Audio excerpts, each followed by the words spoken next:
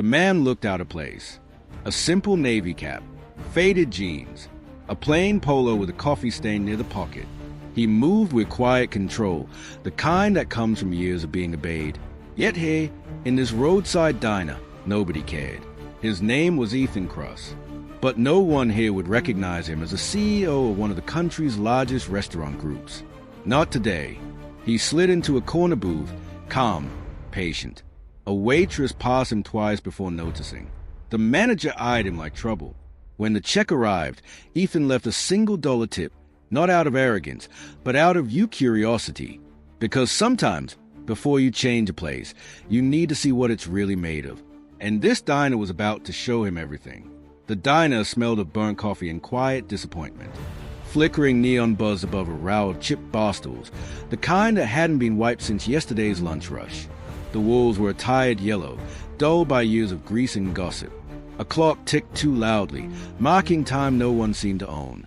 Behind the counter, the manager, Rick Dalton, leaned against the soda machine like it owed him something.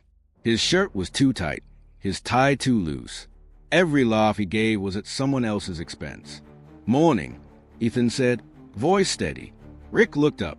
His smile was professional, but his eyes weren't. "Yeah? Coffee?" Ethan nodded. "Black, please." "Uh-huh." Rick waved toward the kitchen window. "Clarice, table 5 wants his morning sadness special."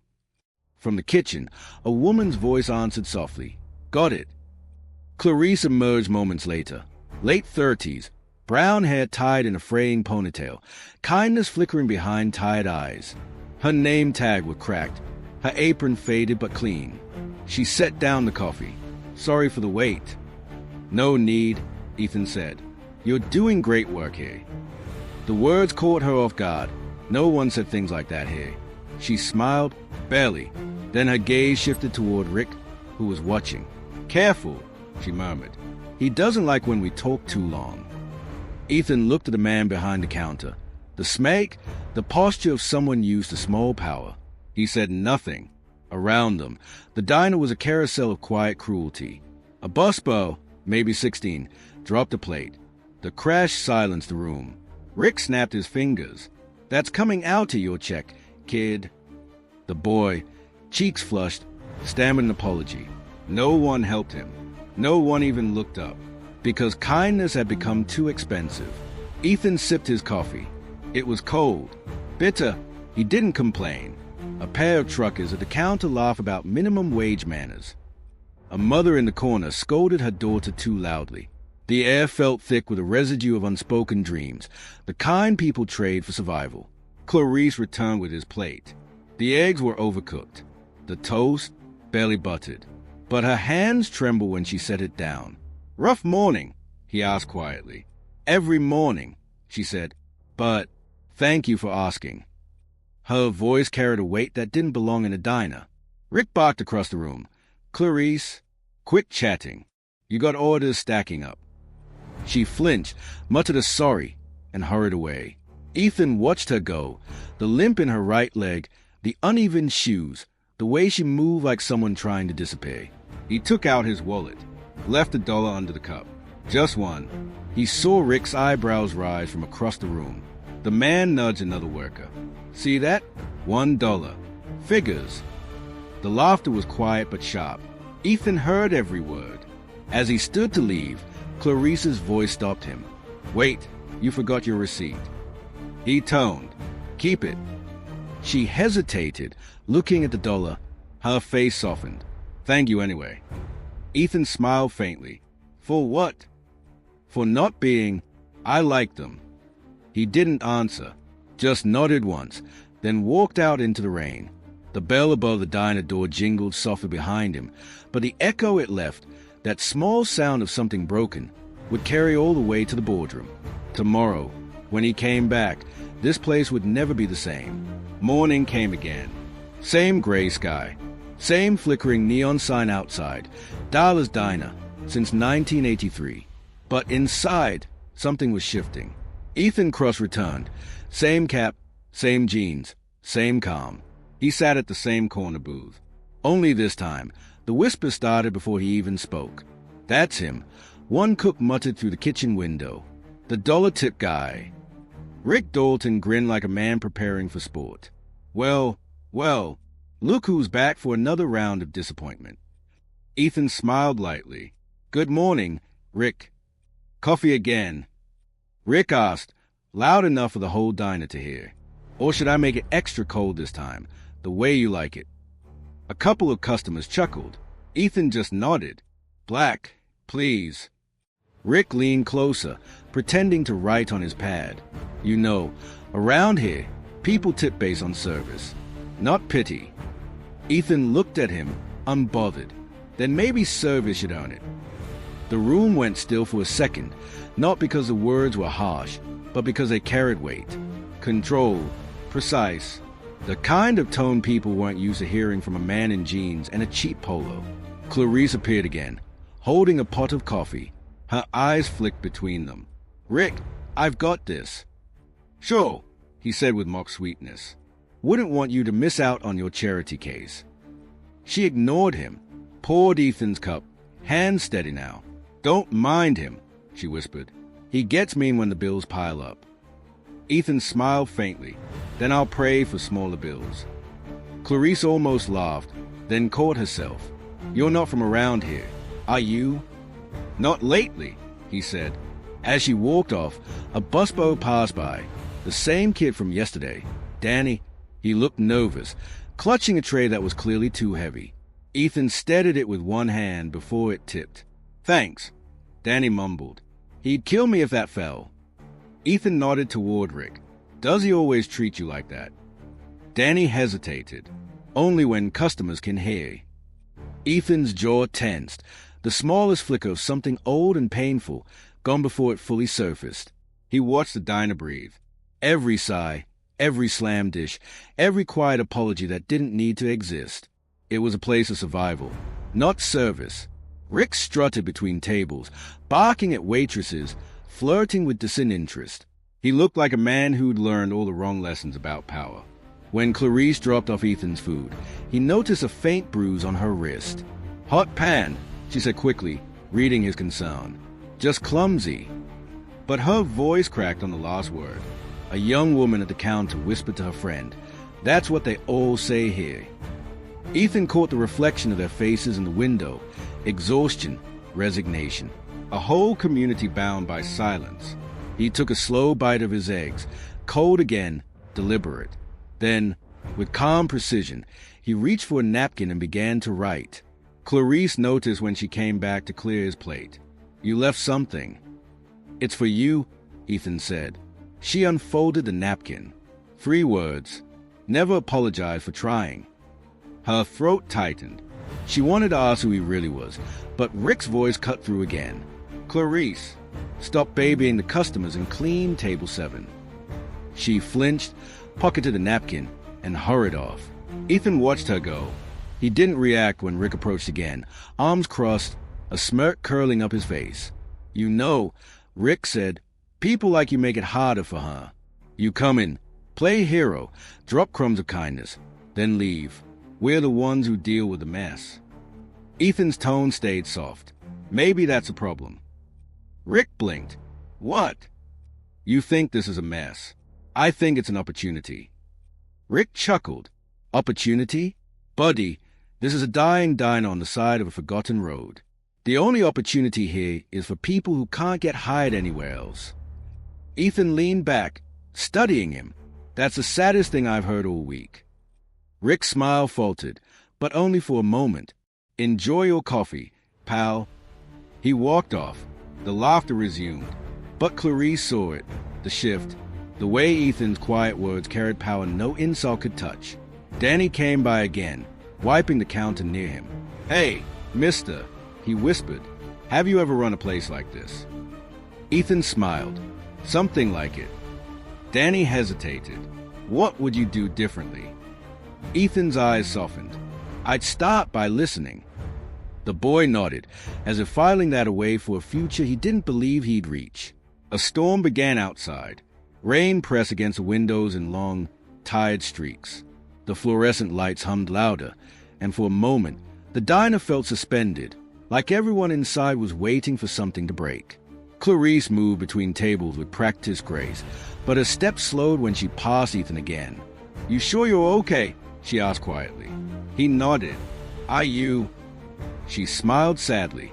"We don't get to ask that here." Her words hung in the air, heavier than the thunder outside. When Ethan finished his meal, he left $2 this time. Clarice frowned when she saw it, not at the amount, but at what it meant. Change was coming, even if no one else could feel it yet. As Ethan stood to leave, Rick called after him, voice dripping with sarcasm. "Hey, big spender, try not to bankrupt yourself." Ethan paused at the door, turned just enough for his voice to carry. "Don't worry," he said. "I can afford it." He stepped into the rain, calm, deliberate, untouchable. Behind him, the neon flickered again. The diner buzzed with laughter. But somewhere beneath the noise, a current had shifted. And by tomorrow, that $1 man would become the storm they never saw coming. The third morning came with thunder. Rain hammered the cracked windows of Darla's diner, pooling against the doorway where a loose help-wanted sign flapped in the wind. Inside, the air was thick, the kind of tension that makes everyone talk softer, move slower, as if something invisible had shifted overnight. Ethan Cross returned. Same booth, same steady calm. Only this time, Rick Dalton was waiting. "Well, look who's back," Rick said, voice sharp as the rain. "Are you running out of diners to insult?" Ethan's face didn't change. "I don't insult people, Rick." "Could have fooled me," Rick snapped. "You sit there, acting all polite, writing on napkins, making my staff cry. What are you even after?" "Breakfast," Ethan said evenly, "and maybe a little honesty." Rick's jaw tightened. "You think you can teach me how to run my place?" Ethan's eyes lifted, patient but unwavering. "Someone should." That was the spark. Rick slammed his notepad onto the table. "You don't like it here? Leave. People like you come in, complain about the food, the service, the world, but you don't lift a finger to change it." Ethan leaned forward, voice low, calm. "And what if I could?" Rick scoffed. "Then I'd say you've got a big imagination for a man who tips $1. Clarice, hearing the exchange, froze halfway to the counter. Danny stopped wiping a booth. Every sound in the diner, the clatter of dishes, the hiss of the grill, seemed to hush. Ethan looked at Rick for a long moment. Then, softly, "I came here because I remember places like this. My mother worked in one. She used to cry in the pantry when no one tipped enough for rent." Rick blinked. The words landed, but he deflected. "Spare me the sob story." Ethan stood, calm, collected. "I wasn't asking for your sympathy, just your humanity." Rick smirked. Wrong place for that. And then he did something cruel. He waved at the counter. "Hey, Danny, bring this guy special." Danny hesitated. "Sir, that's not." "Now." The kitchen door swung open. A plate hit the table. Eggs burned black, toast soggy, grease pooled where butter should have been. Ethan looked down, then back up at Rick. The diner held its breath. "Eat up," Rick said. "That's what disrespect tastes like." Clarice's voice broke through, trembling. "Rick, stop. This isn't right." He turned on her, eyes flashing. "You want to lose another job, Clarice? Sit down." She didn't. For the first time in years, she didn't. "I said, stop," she repeated, louder now. "He's done nothing wrong." The whole diner went silent. Even the rain seemed to listen. Rick stepped closer, lowering his voice but not his anger. "You forget who pays you." "I don't forget who feeds me," she said. "It's not you, it's them." She gestured to the customers, to the people watching, pretending not to. Ethan's gaze softened. In that moment, she was the only one standing for something real. Rick, furious, turned to Danny. "You, too? You got something to say." Danny froze. His mouth opened, closed. Then, "She's right." Rick's laugh was bitter. "You two are planning to start a revolution over a cup of coffee." Ethan finally spoke. "No, Rick, over how you treat people." Rick turned back, nostrils flaring. You think you're some kind of hero. No, Ethan said, voice quiet, steady, like a drumbeat under the storm. Just someone who remembers what dignity looks like. Rick's hand twitched toward the phone on the wall. You know what? I'm done. You can't come in here again. I'm calling security. Clarice stepped forward. Rick, don't. But he already was. The words spilled out fast, exaggerated, loud enough for the customers to hear. Yeah, this guy's harassing my staff. Won't pay, causing a scene. Ethan reached into his pocket, pulled out his phone. One message. 3 words. Proceed as planned. He slid the phone back down on the table. Calm. Unhurried. Rick laughed. Oh, what? You're texting your lawyer? Good luck. They don't take calls from broken nobodies. The door opened. 3 men in tailored suits entered, quiet, deliberate. The storm behind them framed their silhouettes like a movie scene. Each wore a small badge clipped to their coat pocket. Their presence was electric. Instant silence. The suits didn't say a word. They simply nodded toward Ethan. Rick's grin faltered. What's this? Ethan stood, finally removing his cap. His hair was neatly cut, his posture tall, commanding.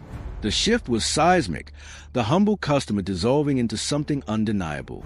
Clarice gasped softly, covering her mouth. Rick's voice cracked. Wait! What? Who are you? Ethan's tone didn't rise. It didn't need to. Ethan Cross, founder and majority shareholder of Crossline Hospitality, the company that just bought this diner 2 weeks ago. Rick's face was drained of color. Ethan stepped closer. And I came here to see if the rumors were true. He glanced toward Clarice, then Danny. They were.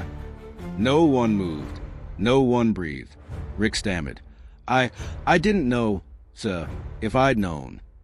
That's the point, Ethan interrupted, calm but final. You shouldn't have to know who someone is to treat them right. The suits began moving quietly through the diner, taking photos, notes, whispering to staff. One approached Rick with a clipboard. Mr. Dalton. The man said, corporate compliance would like a word about your management conduct. Rick's jaw trembled. This can't be happening. Oh, it's happening, Clarice whispered. Not cruelly, just truthfully. Ethan turned to her, his tone softening. Thank you for speaking up. She blinked, tears threatening. I thought I'd get fired. You will... Rick muttered under his breath. Ethan looked at him sharply. No, you won't. Rick tried to step forward. You can't just... I can, Ethan said. And Outside, the rain began to slow, softening to a mist. Inside, the room remained suspended in the echo of that moment, the weight of truth pressing against every wall.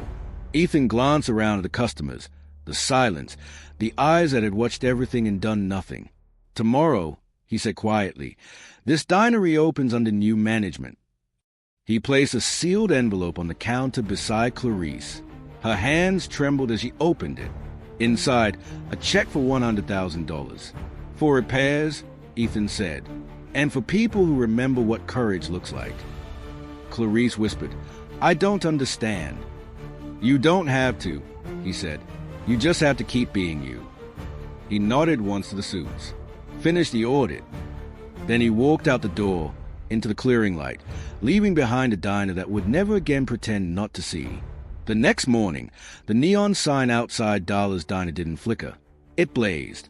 A row of black SUVs lined the parking lot. The usual hum of the breakfast crowd had been replaced by the quiet murmur of corporate presence. Clipboards, tablets, suits moving with purpose. Inside, the diner looked smaller now, stripped bare under fluorescent truth. Ethan Cross stood by the counter, no cap this time. His posture straight, eyes calm, the weight of revelation around him. Rick Dalton was pacing near the kitchen, face pale, voice cracking. This is insane. You can't just take over a man's business overnight. Ethan toned, his voice even. It's not your business, Rick. It's mine. The words hit harder than any shout could have. Clarice stood near the coffee machine, still in her apron, still stunned. Danny stood beside her, watching in wide-eyed silence. One of the suits, a tall woman with sharp eyes and a leather folder, stepped forward. Mr. Cross, our findings confirm multiple violations. Health code breaches, employee misconduct, payroll discrepancies. Rick froze. Wait, no, that's just paperwork. You don't understand the pressure we're under. I understand perfectly, Ethan said. You were under pressure to choose decency, and you didn't. Rick's mouth opened, then closed. He had no script for this version of reality. The corporate team moved through the diner with precision, photographing grime behind the stove, the broken freezer, the falsified schedule tape behind the office door. One of them found a crumpled envelope labeled staff tip stuffed inside Rick's desk. Clarice's hand went to her mouth. Has been keeping them. Rick snapped. That's a management fee. Ethan's voice cut through the noise. No, that's theft. The room fell silent again. Rick tried to laugh it off. Look, come on, this is all a misunderstanding. I've been running this place for 10 years. You can't just... You've been running it into the ground for 10 years, Ethan said quietly, on the backs of people who were trying to survive. He turned toward Clarice. You, Danny, step forward, please. They did, cautiously. Ethan handed each a sealed envelope. Their names are handwritten in clean blue ink. What's this? Clarice asked. Recognition, Ethan said, and trust. Clarice hesitated, opening Hayes first. Inside, a letter and a new contract. Manager of operations. It read, beneath it, her salary, 3 times what she made before. Her hand shook. Mr. Cross, I. He smiled gently. You earned it the moment you spoke up. Danny opened his envelope. His voice broke as he read. Full scholarship, trade school. Ethan nodded. You said you wanted to run a place like this one day. Let's make sure you're ready. Danny couldn't speak. Clarice rested a hand on his shoulder. Rick stepped forward, desperate now. You can't just throw me out like garbage. Ethan turned to him, his voice low but unflinching. Rick, I don't see garbage. I see a man who forgot what respect feels like. And I hope, someday, you remember. 2 corporate security staff appeared by the door. Not aggressive, just waiting. Rick's face hardened, then broke into something smaller, the kind of expression a man wears when the mirror finally tells the truth. Get out of my diner, he muttered weakly.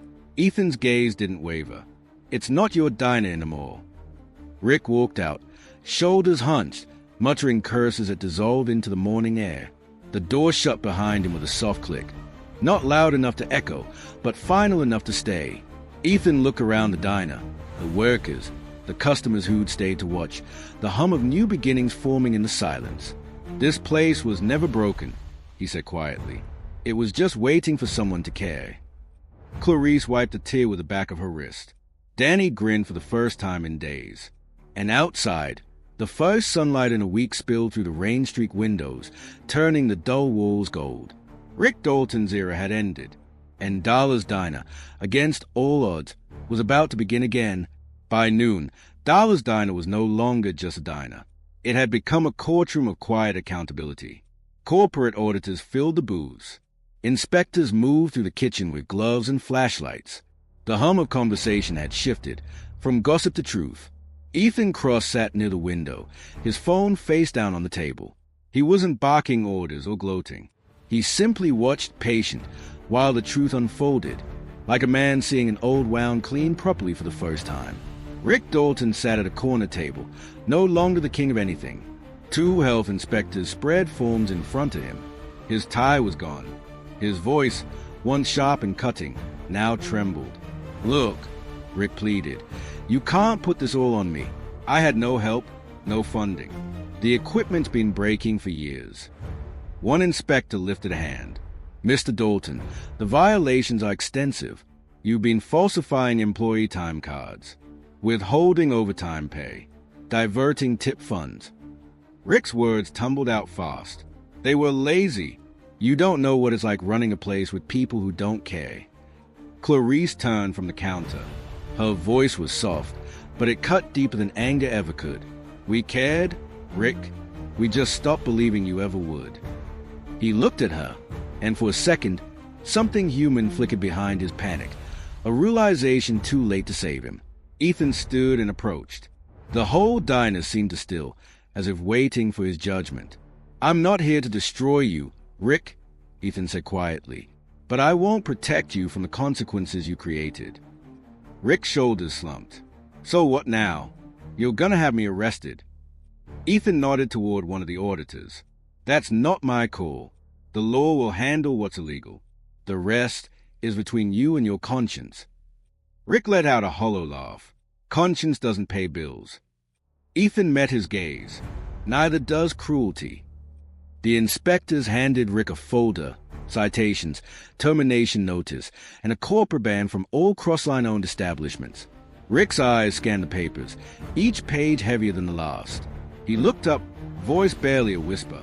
"You planned this from the start." Ethan shook his head. "No, I gave you 3 days to show me who you really were. You did." Rick didn't respond, just stared at the papers, at the sum total of 10 years of unchecked arrogance. His silence was its own confession. Clarice approached Ethan quietly. "What happens now? To us?" Ethan's tone softened. "Now we rebuild. Proper pay, proper hours, health benefits, real management training. No one here should have to choose between rent and dignity." Her eyes filled, but she smiled through it. "You mean it?" "I don't say what I don't mean," he said. Across the diner, Danny was helping one of the suits clear out expired stock from the fridge. "Man," he said under his breath, "never thought I'd see this day." The man smiled faintly. Change always looks impossible until it starts happening. Outside, a small crowd had gathered, townsfolk who'd heard whispers of what happened. Some came out of curiosity, others out of relief. One older man nodded as he peered through the window. About time someone cleaned the house in there. Inside, Ethan gathered the team. "I'll be gone by tomorrow," he said. "But what happens here, that's up to all of you. People think business is about money. It's not. It's about stewardship." Danny frowned. "What's that mean?" "It means leaving things better than you found them," Ethan said, "even when no one's watching." He turned to Clarice. "You're the kind of leader this place needs. Don't let the world convince you kindness is weakness." She nodded slowly, like she was learning to stand taller by the second. Meanwhile, Rick was being escorted out by security. Not handcuffed, but stripped of his authority, which for men like him hurt worse than chains. As he passed Ethan, he muttered, "You think this makes you better than me?" Ethan's answer was calm. "No, just accountable." Rick didn't reply. The door shut behind him, the same one he used to storm through yelling orders. Now, it made no sound at all. The room exhaled. Ethan turned back to his team. "All right," he said. "Let's get to work." Hours passed. The smell of bleach replaced the staleness. Broken signs were taken down. Tables scrubbed. The old employees must wash hand poster was replaced with a new one. Everyone deserves respect. By evening, the diner looked almost new, not polished, but honest. The kind of place you could trust again. Clarice brewed a fresh pot of coffee and poured Ethan a cup. "Never thought I'd say this," she said, smiling faintly, "but it actually smells like hope in here." Ethan took a sip. "It's been missing for a while." She leaned on the counter. "You know, I kept that napkin you wrote on." He looked at her. "Still believe it?" "More than never," she said. "Never apologize for trying." Danny poked his head out of the kitchen, grinning. "Hey, boss, fridge clean, stove's fixed, and I didn't burn the place down." Ethan smiled. "That's progress." The laughter that followed was quiet, genuine, unforced, the first real laughter that Dinah had probably heard in years. Outside, the storm had passed completely. The sky stretched open, streaked with orange light and renewal. Ethan finished his coffee and stood, ready to leave. "The check's on me," he said. Clarice shook her head. "After what you did, I think we owe you breakfast for life." Ethan smiled softly. "Just keep treating people right. That's enough payment." As he reached the door, Danny called out, "Hey, Mr. Cross, why do you tip $1 that first day?" Ethan turned, eyes thoughtful. Because sometimes, he said, you learn the most from the smallest investments. He walked out into the sunset, the bell above the door chiming like a benediction. Inside, the diner glowed, not from new lights, but from new hearts learning what dignity feels like. The diner didn't close that day. It transformed. Within a week, the chip paint was gone. The flickering open sign replaced it with one that glowed steady, bright, like a promise kept. The booths were repaired, the kitchen deep cleaned, the smell of grease replaced with cinnamon and hope. The sign out front changed too. Ruth's Place, under new management. Evelyn stood behind the counter now, wearing the same uniform but holding herself differently, shoulders back, eyes bright, steady. She'd been offered the position of general manager. When Daniel told her, she cried quietly in the break room, whispering, "No one's ever believed in me like this." She didn't know he'd seen her through the small glass window, and smiled. Tyler got promoted too, not because he was the youngest, but because he was the bravest. His new title, operations assistant. His job, making sure no one was ever treated the way Daniel had been. As for the old staff, some left in shame. Others stayed, determined to do better. And Daniel, or rather, Mr. Reed, as they'd learned to call him, didn't just leave a check. He left a mission. He started a fund in the diner's name to provide scholarships for employees' children, health insurance for all part-timers, paid breaks, meals for the homeless twice a week. Every Saturday morning, the diner opened an hour early. The staff served pancakes and coffee to anyone who needed it. No questions, no judgment. Evelyn called it the hour of grace. Daniel returned one morning, quietly, without the cap. He sat in his old seat by the window. Tyler noticed him first. "Morning, sir. Coffee's on the house." Daniel smiled, the sunlight catching the edges of his face. "No," he said softly. "Today, it's on all of us." Outside, a new plaque gleamed on the wall, built on kindness. The diner breathed again. People came not for the food, but for the feeling, because somewhere between burnt coffee and broken hearts, someone had decided dignity was worth rebuilding. When Daniel Reed finally walked away from Ruth's Place, he paused by the door, the same one he'd been told to use quickly not long ago. Now, Evelyn's laughter filled the air. Tyler's voice echoed from the kitchen. The sound was different, lighter, alive. He looked at the plaque one last time. Built on kindness. In that reflection, he didn't see a billionaire. He saw a man who had once been poor in a world that mistook money for worth. He whispered to himself, "It's never about the tip. It's about what you leave behind." The memory of that first day flashed. The mocking smack, the $1 bill on the counter, the silence that followed. Back then, he'd wanted to prove a point. Now, he wanted to build a world where he wouldn't have to. As he walked to his car, the morning light washed the diner in gold. Inside, Evelyn was serving a family breakfast in the house. Tyler wiped tables without being told. A stranger at the counter was crying into her coffee, not from sadness, but from being seen. Daniel glanced back once more. That small diner on Forgotten Road had become a mirror of everything right in people, when given the chance to be. He pulled out his phone and typed a note. Kindness doesn't wait for permission. It acts when the world looks away. Then he looked straight at the camera, the unseen audience of the story, and asked, "When you see wrong, do you stay quiet, or do you stand up?"